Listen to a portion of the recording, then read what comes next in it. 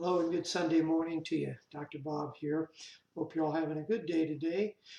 I'm seeing that just about all of you have completed the discussion board, which is great. I really appreciate that. A number of you try to get in there early on that, and this way it gives the other people an opportunity to respond. So this is week 9. We have a lot of stuff coming up this week, Sunday, March 12th, so it'll be a week from today. Your term paper is due. Remember, as I said before, I'm more concerned with content than I am with the format. However, I mean, there are some basic formatting things I'm going to be looking for.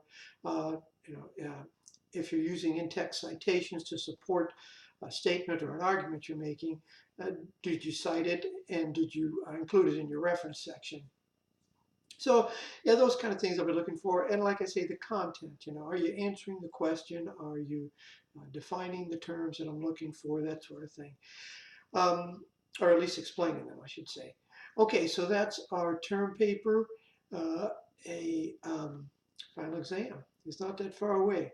Final exam's coming up in week 11. This is week 9, week 11. And it's very heavy on the F Street movement. So be sure you know that material from the Community Action book. I think you'll do fine there. With the final exam, again, as always, you'll have the entire week to work on it. There won't be any quiz, any discussion board due that week. So, again, I know I'm telling you this a little early, but if you haven't finished reading the text, be sure you read it, be sure you know it, so that when it comes time to the final exam, you'll say, oh yeah, I remember that part of the text, and you'll be able to answer whatever question you choose thoroughly.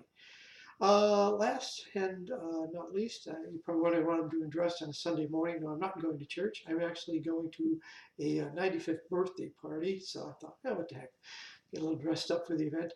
Normally, I like to wear college t-shirts, as you've seen before. I have quite a collection. I have a UCLA one too, as some of you may know.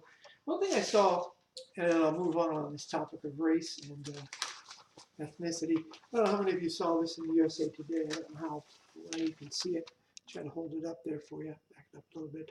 But it is our U.S. government, our legislature, if you will, the House of Representatives, which usually referred to as Congress, and then the Senate. And it strikes me, and I guess as a sociologist, it shouldn't strike me that odd. It's still overwhelming majority are white, male, Protestants, and in the age group of 50 to 70. It's overwhelming, those numbers.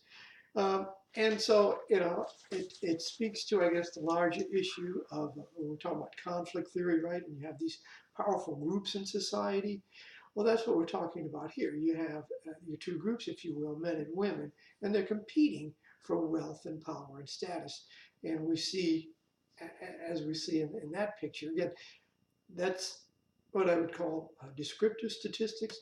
But when you make inferences about them, that's inferential statistics. And that's where I'm going with this, is what is the inferences there? Is the inference that conflict theory at work, that yes, you have these wealthy, white, powerful, Protestant, almost 99% Christian, according to their data, male between the ages of 50 and 70, who are running the country, if you will, passing the laws.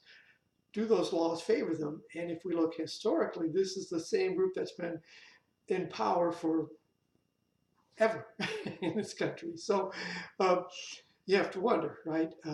Is this conflict theory still at work?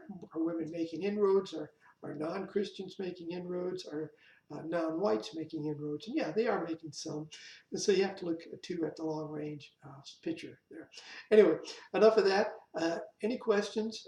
Again, I'm always available. And I hope you all have a great week this week. And I'm signing off. Bye.